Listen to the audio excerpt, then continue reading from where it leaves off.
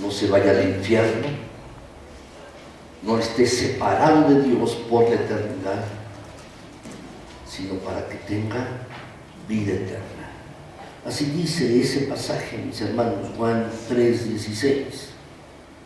Dios amó tanto al mundo, y lo ha amado tanto, que envió a su Hijo Jesús, para que todos aquellos que colocan su confianza en Él puedan tener la posibilidad de tener vida eterna. De esto es lo que se trata. Y nosotros debemos compartir a las personas que no son creyentes, debemos compartirles acerca de la grandeza de Cristo Jesús. ¿Cuál es la historia del nacimiento de Cristo? Sí, pero también la historia de su vida y la historia de su muerte y el propósito que Dios tuvo en eso cuando Cristo murió en una cruz. ¿Por qué razón?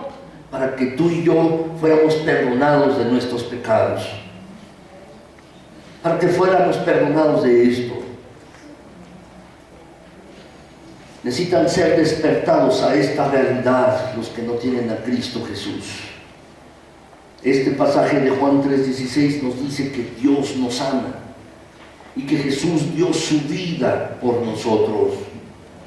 Él vino del cielo, el Señor Jesús, y vivió una vida impecable para que mediante Él, mediante Cristo, tú y yo podamos vivir para siempre en la presencia de Dios, para que podamos conocer de Dios. Hay otro pasaje que yo quiero que revises en tu Biblia, Juan 14:16. Por favor, son estos dos pasajes, Juan 3:16 y Juan 14:6. Juan 14:6, por favor, abre este pasaje. Juan capítulo 14, versículo 6. Ábrelo allí en tu Biblia, por favor. Quiero que lo veamos directamente allí en tu Biblia, Juan 14:6. ¿Lo tienen allí, mis hermanos? ¿Ya lo tienen? Juan 14:6. Si alguien no lo tiene, mis hermanos, o no tiene Biblia, yo les ruego que le puedan compartir a alguien que está al lado y le comparta de la Biblia, mis hermanos, para que todos juntos lo leamos. Juan 14:6. ¿Lo tienen allí? Vamos a leerlo, mis hermanos. Dice: Jesús le dijo: yo soy el camino, la verdad y la vida. Nadie llega al Padre si no es por mí. Este pasaje, mis hermanos, es una realidad. Es muy claro el pasaje de la Biblia. Cristo Jesús es el camino. No esta iglesia, no una religión, es Cristo. Cristo Jesús es el camino, dice el pasaje, Juan 14:6. Y agrega este mismo pasaje, mis hermanos, también Jesús es la verdad. No es lo que yo diga, no es lo que alguna otra persona diga, no es lo que como iglesia digamos o alguna otra iglesia diga, o religiones, es lo que Jesús dice. Jesús es el camino, Jesús es la verdad, pero también y fundamentalmente Jesús es la vida. Jesús Él tiene la capacidad de dar vida, una vida que vale la pena ser vivida, una vida eterna. Solamente Cristo Jesús, nadie más, ninguna religión, ninguna iglesia, ningún predicador, ningún sacerdote, ninguna persona, solo Cristo Jesús. Él es el camino, la verdad y la vida. Y agrega el Señor Jesús: nadie puede llegar a Dios si no es a través de mí. Nadie. No es a través de la religión como uno llega a Dios. No es a través de una iglesia o a través de una persona. Es a través del Dios hecho carne, de Cristo Jesús, como uno puede llegar a conocer a Dios el Padre. Es a través de Cristo. Nadie puede llegar al Padre, a la presencia de Dios, si no es a través de mí, dice el Señor Jesús. Hay muchos que pueden decir: cualquier religión es buena, Todos llevan al mismo camino, pero tenemos que ver lo que dice el Señor Jesucristo. Es lo que dice Él, no lo que decimos tú y yo. Solamente Cristo. Cristo es el camino, la verdad y la vida. Y Dios manifestó su bondad, su amor, al enviar a Cristo para que muriera por ti y por mí, para que nuestros pecados fueran perdonados. Necesitamos ver esta verdad, mis hermanos, y ver la grandeza y la gloria y el amor de Cristo Jesús para con nosotros, para contigo y conmigo, y para con el resto de la raza humana. Tú y yo tenemos que despertar a los que no son creyentes a la realidad de quién es Cristo realmente. Él es el Salvador del mundo, el Hijo de Dios, que vino con un solo propósito: perdonar y buscar a aquellos que se habían perdido. Solamente. Y tenemos que despertar espiritualmente a las personas, enseñándoles acerca de Cristo Jesús. ¿Quién es Cristo Jesús? Para que aprendan a tener una relación con Él, una relación con Cristo. Necesitamos, mis hermanos, realmente enseñarle a las personas esto. Finalmente, necesitamos despertarlos también a los que están perdidos. Necesitamos despertarlos a los beneficios de la salvación. Cuando uno se convierte en hijo de Dios, cuando los pecados de uno son perdonados, hay beneficios. Cuando tú metes tu dinero al banco o le prestas tu dinero a alguien y cobras rédito, tú esperas un beneficio de eso, ¿no es así? Déjame decirte, hay grandes beneficios de recibir a Cristo Jesús como Señor y Salvador. El primer beneficio es que Él perdona todo pecado. Segundo, Él puede dar paz a tu corazón. Él nos da la promesa de la plenitud de vida mientras estamos aquí. No nos exenta de problemas, eso no dice la Biblia. Quien diga que si te haces cristiano jamás vas a tener problemas o no vas a tener problemas, eso no es cierto. Lo que dice la Biblia, mis hermanos, es que Él da plenitud de vida en medio de las circunstancias difíciles que tú estés pasando, en medio de tus problemas, en medio de tus dificultades, puedes tener plenitud de vida, porque Cristo Jesús también promete estar con nosotros todos los días hasta el fin del mundo. Es esto. Y Él nos ofrece también vida eterna. La verdad, mis hermanos, todos estos son beneficios de ser salvo. La paz, el perdón, el gozo, el contentamiento, son beneficios. La vida eterna es otro beneficio. Y el tener la presencia del Señor con uno, día tras día, hasta que el Señor nos llame a su presencia, es un beneficio más. Todos estos son beneficios. Y las personas necesitan despertar a esta realidad. Necesitan entender que sus pecados pueden ser perdonados en Cristo. Necesitan entender que puede haber paz en Cristo, que hay vida eterna en Cristo, que la ayuda disponible para vivir la vida solo está en Cristo. Necesitan las personas entender esto. Aquellos que no tienen a Cristo necesitan comprenderlo, y tú y yo, como creyentes, como iglesia, debemos despertarlos, darles una sacudida espiritual. Debemos hacerlo, mis hermanos. Pero, mis hermanos, en segundo lugar, ¿quién más necesita despertar? No solamente los perdidos, aquellos que no tienen a Cristo necesitan despertar. También, mis hermanos, la iglesia necesita despertar. La iglesia necesita despertar.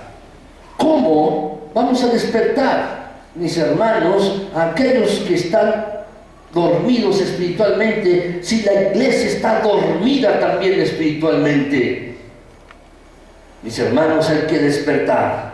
Necesitamos un despertamiento espiritual, tú y yo, todos nosotros como iglesia. La iglesia necesita un despertamiento espiritual.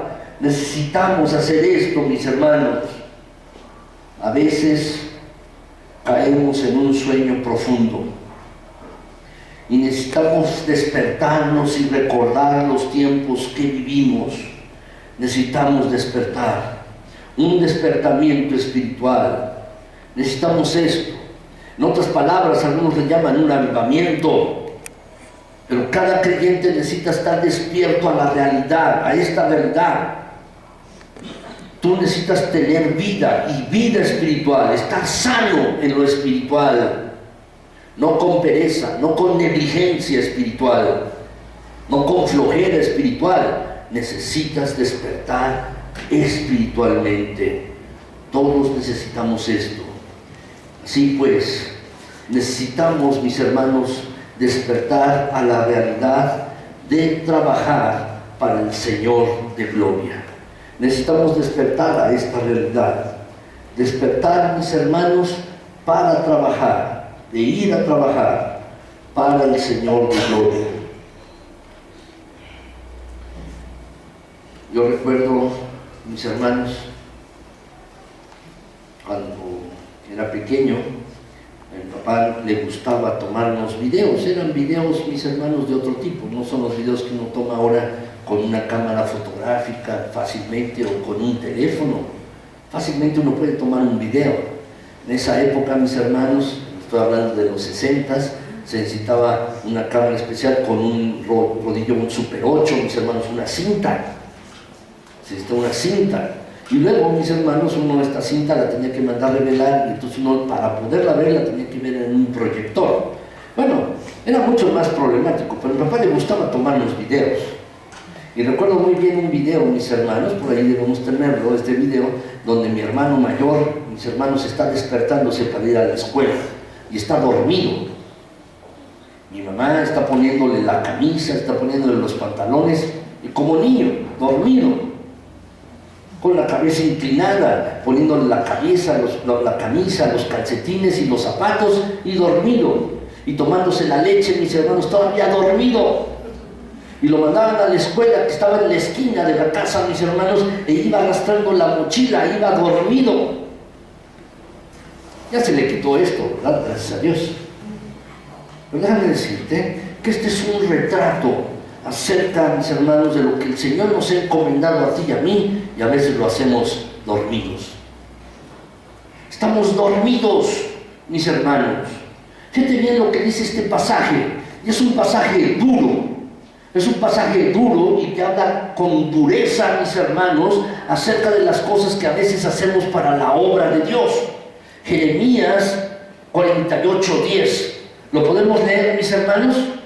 Dice el pasaje: maldito el que haga con negligencia la obra de Jehová. Repítelo.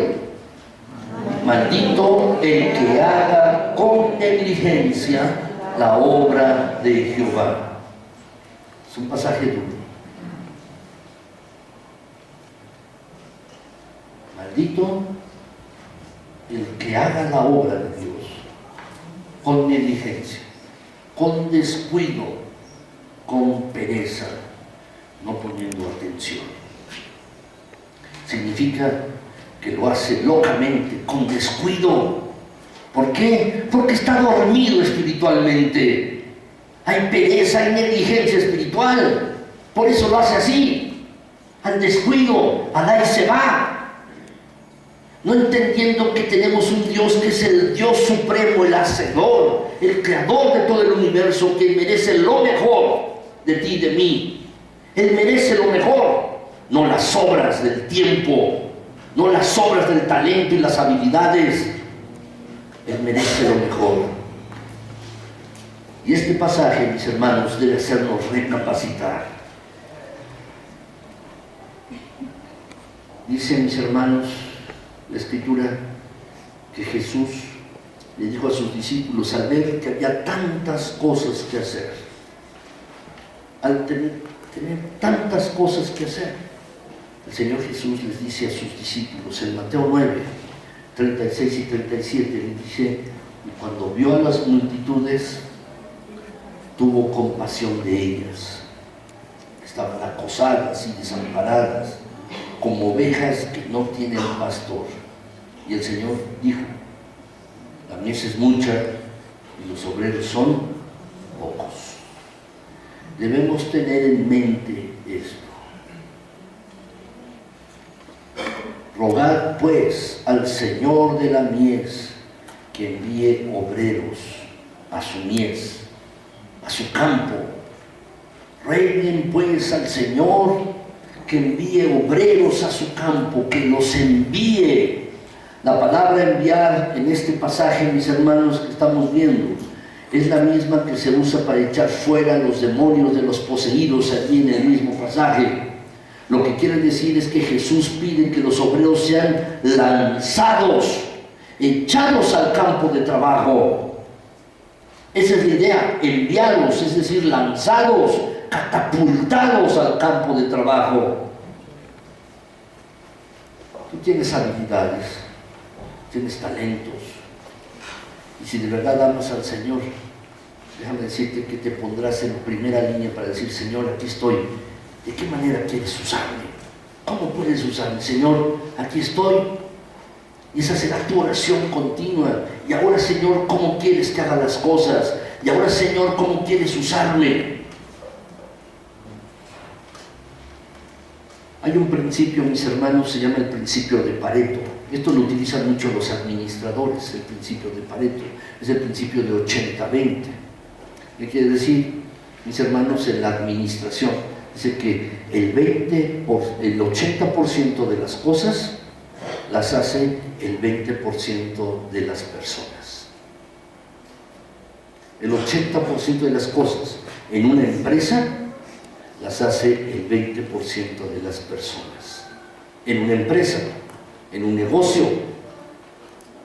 uno podría decir, bueno, entonces ¿para qué tenemos a los demás? ¿Podemos despedirlos? ¿No es así? No, déjame decirte que esto es lo mismo en las iglesias. El 80% de las cosas en una iglesia es hecho por el 20% de las personas, por el 20% de los creyentes. Estas palabras del Señor Jesús deberían penetrar profundamente en nuestras mentes. Y tú deberías decir, Señor, aquí estoy. ¿Qué me quieres usar? ¿En qué área? ¿Cómo quieres que yo te sirva? Hay muchas cosas que hacer. Muchas cosas, y tú y yo no debemos estar en pereza ni en negligencia espiritual. Debemos despertar espiritualmente, ser sacudidos por estas palabras, mis hermanos. Necesitamos despertar de que hay que trabajar para el Señor de la gloria. Hay que trabajar, poner manos a la obra. Tú puedes hacerlo y yo también. Podemos hacerlo, mis hermanos. Segundo lugar, como iglesia, necesitamos despertar a la disciplina que Dios trae sobre los desobedientes. Anota por favor la palabra disciplina. Necesitamos despertar a la disciplina que Dios trae sobre los desobedientes. Déjame decirte, muchos tienen la idea de que Dios castiga, pero no. Aquí a mí nos trata como hijos. Dice la Biblia, Dios al que ama, disciplina. Al que ama, lo disciplina. ¿Para qué? Para que se corrija. Tú y yo disciplinamos a nuestros hijos. ¿Para qué? Para que se corrijan. Los disciplinamos de diferentes maneras. Disciplinamos a nuestros hijos, le quitamos privilegio, no vas a ver la tele, o dame tu celular, o no vas a salir, etc. Los disciplinamos para que haya una intención, para que se corrijan. Y cuando nosotros somos disciplinados, por ejemplo, cuando nos disciplinaban cuando éramos niños, la verdad, y también nuestros hijos, mis hermanos, dice la Biblia, no hay ninguna causa de gozo.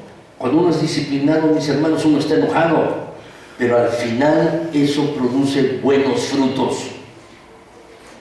Y Dios, mis hermanos, lo que desea para ti y para mí, si somos desobedientes, es disciplinarnos. ¿Para qué? Porque la intención de lo que Dios quiere contigo y conmigo es que demos buenos frutos.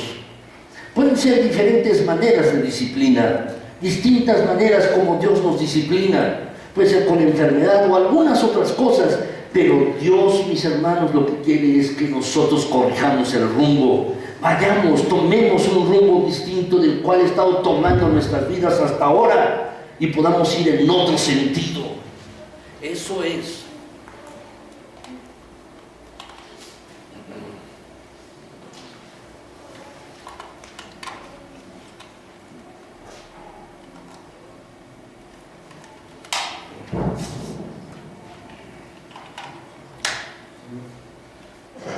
Eso es lo que necesitamos, mis hermanos, ir en otro camino, ir en otro sentido, comenzar a ir en otra dirección. Dios nos disciplina para que nos demos cuenta. Dios disciplina. Déjenme ponerles un ejemplo de la Biblia. Seguramente han leído, mis hermanos, saben la historia de Jonás. Jonás era un hombre, Dios le dijo, mira, tienes que ir a Nínive, esta ciudad, y tienes que hablarle a la gente para que se arrepienta. Nínive, mis hermanos, estaba en el Medio Oriente. ¿Qué hizo Jonás? Tomó un barco y se fue en dirección a España, al lado contrario. Tomó un rumbo distinto. Y a veces somos así. Tú y yo, Dios nos dice algo, tienes que hacer esto, obedéceme en esto. Y lo que hacemos, mis hermanos, vamos en otro rumbo, en otro camino, distinto, diferente. Dios, dice el pasaje, mis hermanos, Jonás, que mientras Jonás estaba en el barco, se desató una gran tormenta. Y los marineros estaban allí preocupados porque el barco se iba a hundir. Quizás algunos estaban sacando el agua con un cubo, y quizás algunos otros, mis hermanos, estaban arriando las velas. Todos preocupados, otros quizás con remos en ese barco. Pero Jonás estaba dormido. Estaba dormido. Quizás algunos marineros estaban rogándole a sus dioses. Y Jonás estaba dormido. Entonces dice el pasaje que el capitán del barco se le acercó y le dijo: ¿cómo puedes estar durmiendo? Levántate, dormilón, levántate, clama a tu Dios, quizás se fije en nosotros y no perezcamos. Levántate, todos están apurados y tú estás durmiendo. A veces esta es la condición de nosotros, puede ser tu condición. Puedes estar durmiendo en lo espiritual mientras a tu lado hay tormentas que necesitan que tú ores, que necesitan que tú, o dificultades, o personas que necesitan que tú les compartas de Cristo, o des una palabra de ánimo, de compasión, o hagas un acto de bondad para con alguna otra persona. Y mientras esto sucede a tu alrededor, tú puedes estar durmiendo.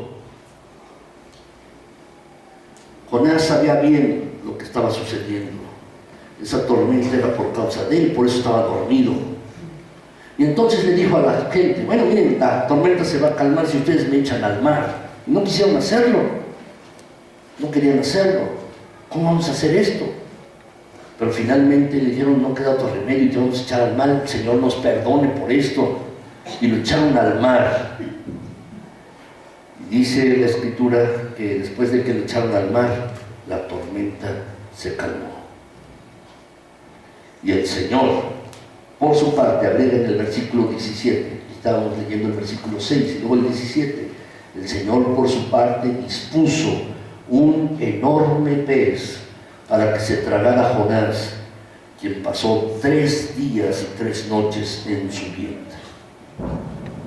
Jonás necesitaba ser disciplinado por desobediente. Piensa tú, si tú necesitas ser disciplinado por desobediente. Necesitamos despertar a esta conciencia de que Dios disciplina. Si tú te niegas a servirlo, si te niegas a ser obediente a Él, si tú te niegas a hacer lo que Dios está mandando de ti, te ruego que tengas cuidado. ¿Por qué? Porque es una realidad que Dios disciplina. Ten cuidado, piensa, examina tu vida y despiértate despiértate. Que las circunstancias que Dios envía a tu vida no sean las que te estés diciendo, porque estás dormido, dormilón. Levántate. Es hora de que te levantes. Es hora de que tú estés despierto en lo espiritual. Es hora, el tiempo es ahora. Finalmente, mis hermanos, necesitamos despertar también a los recursos que Dios nos da para cumplir nuestra tarea. Él va a proveer todo lo que necesitamos para que realicemos nuestra labor. Cuando Dios llama a alguien, mis hermanos, y esta es una verdad, cuando Dios llama a alguna persona para que le sirva o haga algo, no solo Dios lo llama, sino también le va a dar los recursos necesarios para que lo haga. Dios va a dar los recursos. Él da todos los recursos. El Señor, mis hermanos, la verdad, Dios se va a hacer cargo de cada uno y de los recursos necesarios, mis hermanos. Si Él te encomienda que tú hagas algo, Él te lo dará. Puedes abrir tu Biblia, Filipenses 4, 19. Filipenses 4, 19. ¿Lo tienen allí? Subráyalo, anota este pasaje de la Biblia en la hoja que tienes. Filipenses 4, 19. ¿Lo tienen allí, mis hermanos, en sus Biblias? Dice este pasaje así: y Dios pues les dará o proveerá todo lo que necesiten conforme a las gloriosas riquezas que tiene en Cristo Jesús. Mi Dios les dará todo lo que les haga falta, todo lo que necesiten conforme a sus riquezas eternas, gloriosas riquezas que tiene en Cristo Jesús. Si Dios te llama a algo, a que tú hagas algo en su obra, a que tú pongas manos a la obra, en un ministerio, lo que sea, Dios también te va a dar la capacidad y los recursos necesarios para llevarlo a cabo. Quiero concluir, mis hermanos.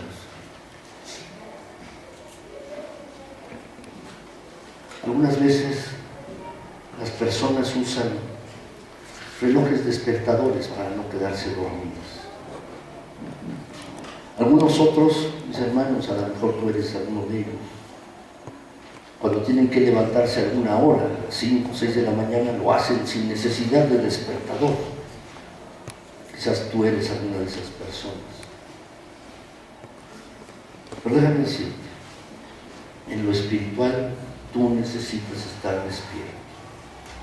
Y necesitas el despertador de la palabra de Dios para que te mueva, para que tú puedas despertarte en lo espiritual. Quizás necesitas el despertador de comenzar a ponerte a orar ya, porque hace mucho tiempo que no oras, o no tienes una vida consecuente de oración, y necesitas ponerte a orar ya, necesitas ese despertador, para que puedas despertarte en lo espiritual, para que dejes la negligencia y la pereza, la flojera espiritual, para que puedas levantarte. Quizás eso es lo que necesitas. Quizás lo que necesitas es la disciplina de Dios, que también te puede despertar. Si tú has estado así, siendo negligente, perezoso, o has estado dormido en lo espiritual y no haces caso, quizás pueda ser que Dios te discipline para que tú despiertes a esta realidad. Pero déjame decirte, tú y yo necesitamos estar despiertos. El Señor nos llama a ti a una vida de santidad, a ti y a mí, a que seamos santos, apartados, separados para Él. Y tú y yo necesitamos despertar a esto. Necesitamos tener un nuevo vigor, una nueva decisión, una nueva pasión por Dios para hacer las cosas. Una pasión por orar, una pasión por leer la Biblia, una pasión por venir a los cultos, una pasión por compartir de Cristo Jesús. Tú y yo necesitamos pasión para ello. Tú y yo necesitamos despertar a una vida de santidad y a una vida de servicio a nuestro Señor. ¿Estarás dispuesto a despertarte, a levantarte? ¿Estarás dispuesto a esto? ¿Lo harás? ¿Lo harás? Yo espero que sí. Estés dispuesto a estar despierto, a despertarte